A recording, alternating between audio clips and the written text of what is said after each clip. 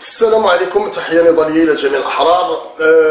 بغيت نقول كنشكر جميع الأحرار الخوت اللي كيساندونا في هذا الشيء اللي كنديرو، وبغيت نقول الخوت بأن راني مبلوكي في الفيسبوك مرة أخرى لمدة شهر، لأن كتعرفوا الصلاعيمة والعياشة متحالفين فهمتيني باش أنهم يسدوا لي الفيسبوك، كيعتقدوا بأنهم غادي يوصلوا لشي حاجة. وبغيت نقول حتى يعني راه واخا كتكتب لي شحال من الناس بزاف كيجي كيكتب لي داكشي، راه ما تاخذهاش مني نقلد الصواب اخويا الا ما جاوبتكش ولا شي حاجه، لان اولا راني مبلوكي، ما نقدر ندير لا جيم لا جو بارطاج لا حتى ديك كغ حيدوها ليا، وما نقدرش نجاوب حتى في فيسبوك. وعاد في نفس الوقت انا راه عندي المئات ديال الفيسبوك الخوت، وها هي نوريها لكم، يعني ديال الناس لا اللي هم اصدقاء ديالي فهمتيني، ولا اللي هما ماشي اصدقاء ديالي حتى هما. بزاف الناس كتصل بيا، كل واحد قال لك كيجيب لي شي قضيه، اللي كيجيب لي شي ملف، اللي كيقول لي على فكره ما هضر لينا على هادي، ولا كيجي يسبني مثلا، ولا فهمتي. وفيسبوك ملي كيفوت 100 راه ما كيبقاش، يعني كيبقى يدير لك، ما كيبقاش يحسب لك، كيبقى يدير لك بلس 99. وراه ملي كان عندي الفيسبوك محلول راه كنمشي باش زعما نبقى نجاوب داكشي، وكنعيا ما نجاوب، يعني كنجاوب تقريبا فوق 40 50 60 ميساج وزياده حتى كنعيا وما كيتسالاش داكشي. وكان اذا الا ما جاوبتكش اخويا ولا شي حاجه ما تاخذهاش مني نقلد الصواب، لان هذا الشيء اللي طاري عندي. بغيت نوريكم واحد المساله، هانتوما غادي تشوفوا اليوم واحد الفيديو اللي هاد الحاله راه فايت طرات شحال من ديال سميتو، بلاتي نشوفوا الفيديو ديك الساعه.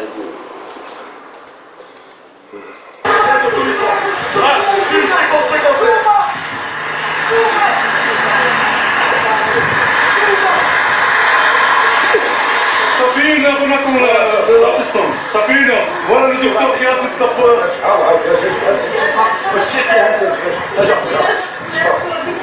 السلام عليكم. هذا واحد الاخ وقع قدر الله ما شاء فعل، وقعت الحادثه. ها حنا دابا حنا مواطنين دزنا وقفنا، انا خدام في واحد المستشفى ماشي فرنسا، ولكن نشوف ما قدرنا نديرو حتى شي حاجه. انا 5 المكالمات انا عيطت الساعه هذه مثلا شنو سمعت المكالمات الساعه ما كاين حتى حاجه. ملي جات 50 سكوند كوتي الى كومونت يا ميم با ميدسان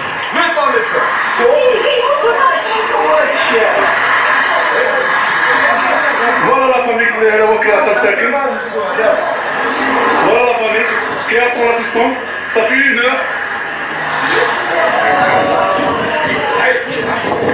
شوف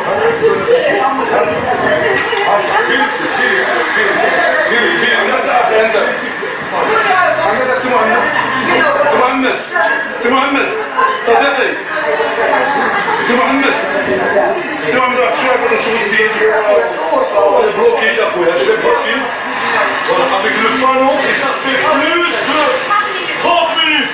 Ça veut dire 1 minute très important. Et lui ça fait 30 minutes. اجي نجي نقرا شوف العنق ديالو فين مضروب. حنا ما بغيناش.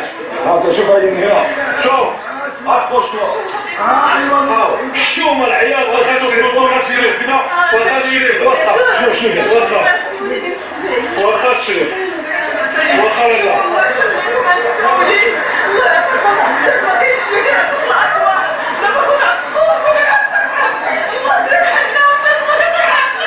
انتما هادي السيده غير ديك باساج هنا ما كتجي ما والو، غير ديك باساج مسكينه. هو الاخ ديالو مسكين تا هو موعد، شحال هو كيعاني من البرد وهاد الشتا. راه ولينا الحال شنو الحال بيان سور انا ما عندناش الطبيب اللي معنا قال لنا ما خصناش نقيسو، لحقاش اللي طرا هو كتشوفوه كراف ما عندناش نقيسو الحديده، وصيفو خطوه باش كاين الحديده خصنا نقيسو شي مهاجم. واش هو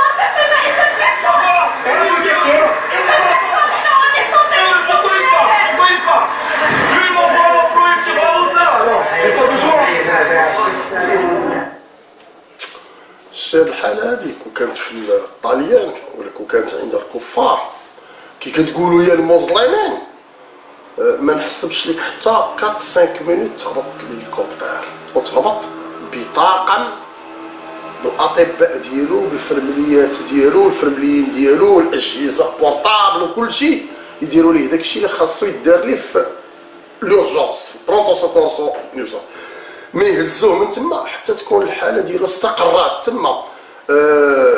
بينما الهليكوبتر في المغرب، حيت نتوما رخاص المغاربه عند هذا النظام، وكنعيو نقولوا لكم نوض تهضروا على حقكم. لا، انت كتخرج من اجل فلسطين، انت باغي تحرر فلسطين، قول فلسطين صيفط لك الهليكوبتر لهاد المسائل. علاش بعد فلسطين شي حتى ملي كتكون الحرب وكيضربوا، عمرنا باش شي فلسطيني يبقى مليوح بحال هذا الشكل اللي كيبقاو المغاربه هنا بالساعات وبالساعات.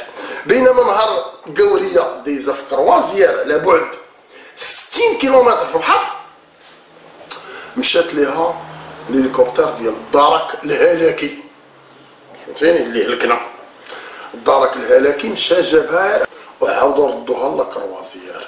شتي اخي ديالي، علاش هادي قوريه فرونسيز؟ انت رخيص. علاش انت رخيص؟ لان انت بغيتي تبقى رخيص. انت فاش كيقولوا لك الناس نوض تهضر على حقك، علاش حنا كنهضروا هضر تهضر على حقك؟ لا، نفس الحاله كانت طرات حتى لواحد السيده في حومتنا ساكنه، كانت في اكدال، كانت غادي دوز راس العام هي وراجلها ووليداتها، دارت اكسيدا، تقطع لها عرق في رجليها، ماشي حتى شي حاجه اللي يعني كيتكوى داك العرق، ماشي شي حاجه. ما جاتش لومبيلونس من مور 4 سوايع حتى نزفات السيده بالدم، وما بقات فيها حتى قطره ديال الدم وماتت. وهذا كنعرفهم انا شخصيا. بحال هاد الحاله عاوتاني فيها موت طرات لشي حد في ما فامي، عاوتاني بقى مليوح مسكين تما، شحال ولادو وبنته مهرسه ومرتو واكله الضربه هنا وسميتو، بل بالعكس سرقوهم الجندارم، جاو الجندارم والبوليس سرقوهم، هما سرقوهم، والسيده راه مسكينه متالفه وكتشوف راجلها ميات. علاش هادشي ما دايرينوش الكفار؟ الكفار اللي هما كفار، والله ما كاين شي كافر قدكم نتوما يا المظلمين، يا التريكه ديال المرافقين ديال قاله ما تقاله، وانتوما راه ولاد الحرام على اخوان. نوض تهضر على حقك، ملي يقول لك نوض تهضر على حقك، لا انت ما تهضرش على حقك. انت استغرب كيفاش خرجتوا بالمئات والالاف، حتى المغاربه اللي في الخارج، العدليين اللي في طورينو، دوك صحاب زدياسين، فهمتيني، عرفتوا تخرجوا عيالاتكم ودوك البوطات اللي واخدين كلهم خرجتوهم، دايرينهم دافعينهم زعما فلسطين، ولكن ما تقدش تخرج من اجل المغرب، ما تقدش تخرج من اجل خواتك. ماما تهضروا مسلمين بحالكم، ياك تهضروا مسلمين ياك، وخرج تهضر على بحال هاد المسائل، ما تقادش. بل بالعكس انتم هما اللي هربتوا، انتم اللي سلكتوا النظام اللي جالس كيشفر وكيفرس في الشعب المغربي. بينما بالمقابل ماذا نجد ان محمد السادس هو غادي يمشي فينونسي واحد التيران في طنزانيا بفلوسنا، فلوس الشعب المغربي. بشحال هاد التيران غيتقام؟ ب100 مليون ديال الدولار، بمعنى 100 مليار مغربيه. بالنسبه للناس اللي ما كيعرفوش المليار، يقدر يكون معنا شي وحدين حتى هما كيسمعوا المليار، راه مليار مغربي راه هو 1000 مليون بالريال، بمعنى 100,000 مليون مغربيه. 100 مليار مغربيه غادي يديها لطنزانيا يبني لهم التيران. ها هو التيران، وراه كان مشى شي حد دار نعمه حتى لهنا راه ديجا على ما شفت راه يعني سميتو لو بريزيدون تازانيجون لو روا مهزو فون انوغيغير غادي يمشيو يدشنوا انصومبل في لو موا دافريل جاي، في افريل الجاي. حبيب المالكي اون فيزيت دون لو بيي ا لوكازيون لا فيت دو لانديبوندونس تنزانيا، مشى بمناسبه عيد الاستقلال ديال طنزانيا. هذا حبيب المالكي مشى يشوف التيران فين غادي يتبنى المشروع وفين سميتو فلوسكم. وملي يقول لك نوض تخرج تدوي، انت شوف 100 مليار احسن امبولونس كاينه في العالم، لا يتجاوز يعني السعر ديالها بالمعدات ديالها 100 مليون ياك. ايوا انت 100 مليار غادي تمشي تانفيستا تما كمشروع ديالو هو يبدا يتخلص فيه هو، نهبهم لينا حنا فلوسنا. شحال تجيب لكم من امبولونس 100 مليار؟ نديروا لها حنا 100 مليون لومبيلونس. شحال غتجيب لكم؟ غتجيب لكم 1000 امبيلونس ديال 100 مليون الوحده. بمعنى كون ندخلوا 1000 امبيلونس للمغرب تولي انت قبل ما طرا فيك شي حاجه توقف لك الامبيلونس، قبل ما طرا فيك شي حاجه انت مازال يلاه تقول يقول لك مالك يلاه نديوك ولا نديروك ولا شوفوا شنو نديرو فيك. ولكن انت ما تخرجش تهضر على هذا الشيء، انت غتخرج تدوي على فلسطين. فهمتيني؟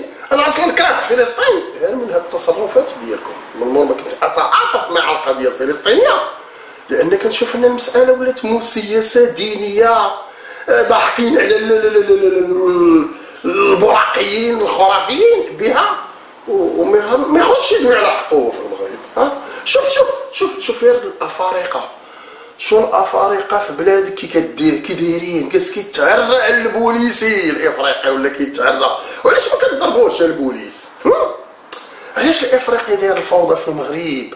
ولاو عائلات كيدقوا عليهم يقول له جيب لي ما نشرب، كتدخل تجيب ما نشرب كيدخل عليها كيسد ويجلس يغتصب فيها تما ويبات معاها كاع عيالات عائله طرا لهم هادشي وتا واحد ما كيداوي. علاش؟ لان محمد السادس هو اللي عطي الامر ما يقيسوش الافارقه.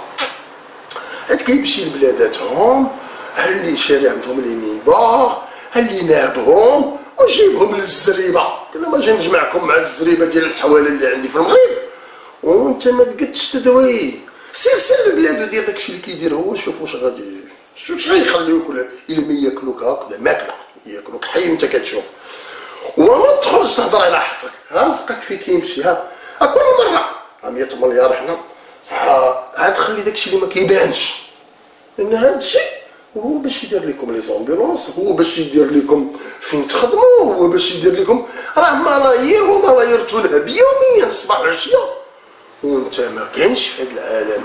ومنين نهضروا معاك تقول لنا نمشي عند الله، تمشي عند الله. فهمتيني؟ علاش؟ لان الدين هو اصلا استعبدوك بالدين صافي وما يخليهم يشفروا ويديروا داكشي اللي بغاو، وانت غتبقى عليا ديك وحسبنا الله ونعم نعم الوكيل، لا حول ولا الحول لا قوه في القلوه ما نعرف داكشي بالعلن.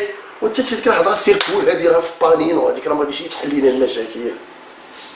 راه تهضر على حقك، وإلا ما بغيتيش تهضر على حقك غادي تبقى هكاك عايش مدلول. فهمتيني؟ بقى تابع فلسطين والحازقات والبازقات. ولكن ها انت انا بعدا راك كتبقاو فيا فاش كنشوف بحال هاد الحالات. فهمتيني؟ مهما انهم يكونوا مسلمين ولا مادام انهم مغاربه ماشي بشرط انهم يكونوا لا دينيين بحالي ولا سميتو ولا يكونوا مسلمين، ولا ان المسلمين هما برسمهم ضحايا ديال الدين ديالهم وما عارفينهاش. فهمتيني؟ حنا راه ما بغيناش هاد الحاله، حنا بغينا لكم غير دوله يعني فصل الدين عن الدوله وتكون عندكم الحقوق ويكون القانون فوق الجميع وما يبقاش الاستغلال لا بالدين ولا حتى بشي حاجه. ولكن انت لا، انت اما غتقول لي اما تخلي محمد السادس الجماعات الاسلاميه ولا يبدا يجي يمشي لك عاوتاني يبدا عليك بالسيونس فيكسيون ديالو على منهج النبوه ويطلعها ويهبطها ما عارفين غيطلعها كاع انا ما عرفت. فهمتيني؟ وتبقى علينا بسميتو ولا نخليو الشفار اللي شفر فينا. اذا راكم اولاد الحراميه الاسلاميين المتاسلمين اللي كتخرجوا ديروا فيها زعما ديك اللعبه ديال احنا خارجين من اجل فلسطين. انت ما خرجتي ما حررتي حتى راسك، ما حيدتي حتى القرعه من طريقتك، ما هضرتي حتى على حقوقك المهضومه الثروات اللي كتنهب لك اخوتك. ما تشوف الحاله ديالهم في اوروبا ولا في المانيا، ديك اللي تجي لالمانيا ولا اللي للسواعد ولا هادشي راه كنقولوا نعاودوا والمعلومه كتدوي بحال كتدوي مع الحيط. تحيه الاحرار والى الفيديو المقبل. شكرا.